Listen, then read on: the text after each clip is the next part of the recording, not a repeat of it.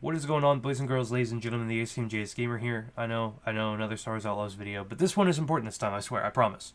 So, Ubisoft has finally responded to the backlash that they've gotten from their egregious pricing regarding the $110 and $130 edition, and with it included a season pass.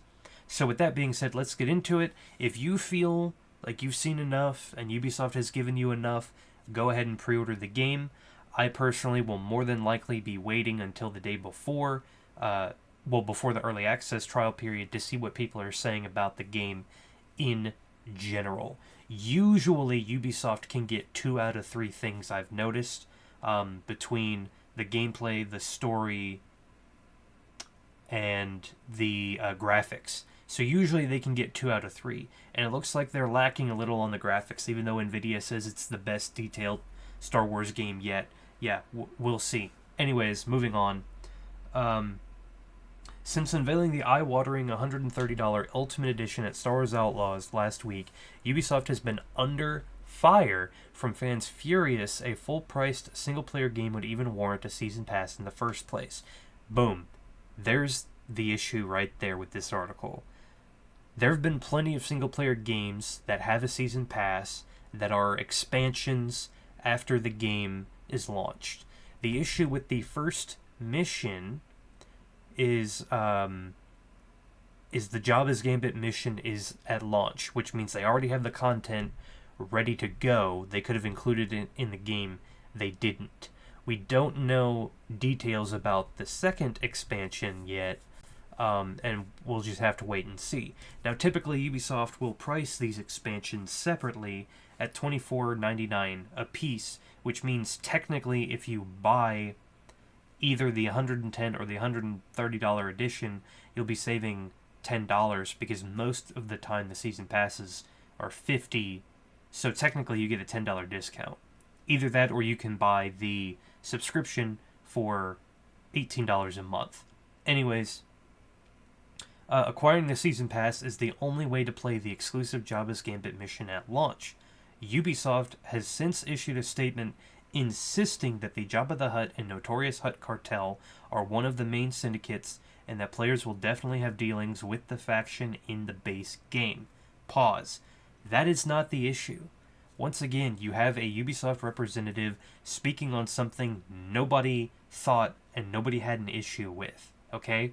And what I'm saying is, nobody thought that Ubisoft would cut off access to the Hutt cartel in its entirety and all of its story missions if they didn't pay the DLC. That's not the issue. The issue is they had content that they say is ready to go at launch, which means they could have included it in the game, but they didn't, and they're basically charging extra for you to access this DLC. Ubisoft is worried about the wrong thing here, as they often are. However, Ubisoft suggested that if players want the optional additional mission, perhaps a little extra face time with the big guy, the season pass is right there.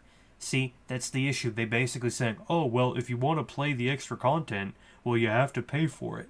That's not what we're worried about. We're saying it should have been included to begin with in the base game, and that way technically you still would be, quote-unquote, paying for it. So, the mission description of the Jabba's Gambit mission is just as Kay is putting together a crew for the Canto Bight heist, she receives a job from Jabba the Hutt himself. Turns out ND5 owes Jabba a debt from years ago, and he has come to collect. Now, the issue with this is by hiding this behind a paywall, it says before the Canto Bight heist. So is this just a random mission that occurs? And I'm assuming it happens at some point after the introduction, but before the end of the game. So the question is there any narrative to this? And if there is a narrative, when does that narrative take place in the context of the game? We know it's before the Canto Bight heist, but does this change dialogue with ND5 if you do the mission, or does it not? Because if it doesn't change the dialogue of the mission, or dialogue with ND5, then what would be the point in getting the mission besides maybe some exotic or cosmetic items or weapons or certain rewards. We don't know. Anyways, the Ubisoft spokesperson said, to clarify, Jabba the Hutt and the Hutt Cartel are one of the main syndicates in Star Wars Outlaws, and will be part of the experience for everyone who purchases the game, regardless of any edition. The Jabba's Gambit mission is an optional, additional mission with the Hutt Cartel along Kay and Nyx's journey across the Outer Rim. This mission will be available to those who purchase the Season Pass or an edition of the game, including the Season Pass. Well, see, yeah, duh. Here's the issue. Like I said, the issue is that nobody was afraid that Ubisoft was going to cut off a whole thing.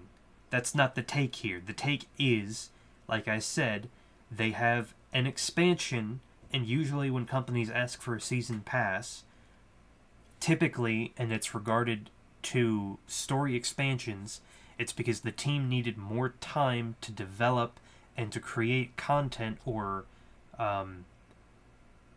make it good enough for consumers that it had to be released at a later date. The issue is that apparently this is not the case, where this launches on day one, which means it should have been included in the base game. Like I said, the second story DLC we know nothing about. So, that is it for this video. I will let you guys know if there is any further... I'll let you guys know if there's any further backlash, any further news coming out of this whole thing. Thank you guys for watching. I'll see you guys next time. Peace.